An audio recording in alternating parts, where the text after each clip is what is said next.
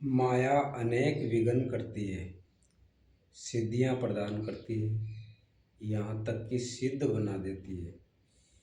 ऐसी अवस्था वाला साधक बगल से निकल जाए तो मरणासन रोगी भी जी उठेगा। वह भले ठीक हो जाए, किंतु साधक उसे अपनी देन मान बैठे तो नष्ट हो जाएगा। एक रोगी के स्थान पर हजारों रोगी घेर लेंगे। भजन चिंतन का क्रम अवरुद्ध हो जाएगा और उधर भागते भागते प्रकृति का बाहुल्य हो जाएगा। यदि लक्ष्य दूर है और साधक कृपा करता है तो कृपा का अकेला आचरण ही समूची सेना को जीत लेगा।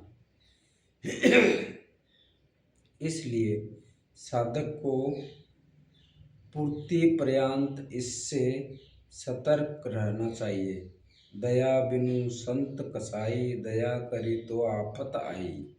लेकिन अधूरी अवस्था में यह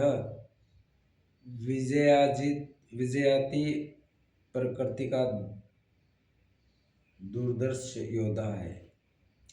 इसी प्रकार आसक्ति रूपी अश्वत्थामा सृष्टि में एक ही कहीं भी वस्तुओं में लगाव ही आसक्ति है।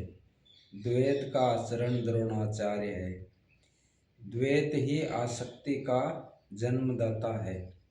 शस्त्र हाथ में रहते आचार्य द्रोण की मृत्यु नहीं हो सकती थी। वह अजय थे। भगवान श्री कृष्ण ने कहा, कौरव पक्ष में एक हाथी का नाम अश्वत्थामा है। भीम उस हाथी को मारकर अश्वत्थामा मारा गया ऐसा उद्घोष करे।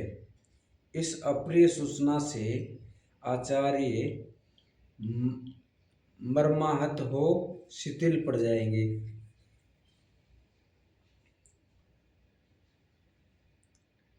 उसी समय उनका अंत कर दिया जाए। भीम ने हाथी को मार डाला, प्रचार किया कि अश्वत्थामा मारा गया। आचार्य द्रोण ने समझा कि उनका पुत्र अश्वत्थामा मारा गया। वे शिथिल पड़ गए। धनुष हाथ से गिर गया। वह हताश निश्चेष्ट होकर युद्ध भूमि में बैठ गए। उनका गला कट गया।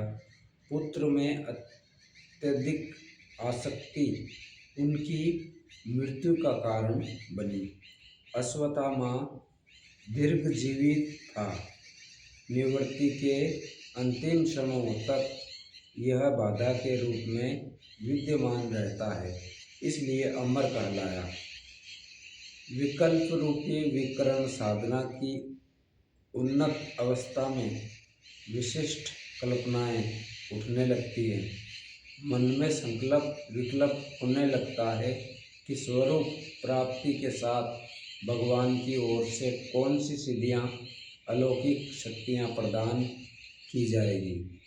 भगवान के चिंतन के स्थान पर विभूतियों का चिंतन होने लगता है। साधक की दृष्टि केवल कर्म पर होनी चाहिए। उसे फल की वासना वाला नहीं होना चाहिए। किंतु जब तक रिद्धियां सिद्धियां का चिंतन करने लगता है, यह विकल्प ही विकर्ण है। ये कल्पनाएं विशिष्ट है, किंतु साधना में भयंकर बाधक है। ओम श्री सतगुरुदेव भगवान की जय।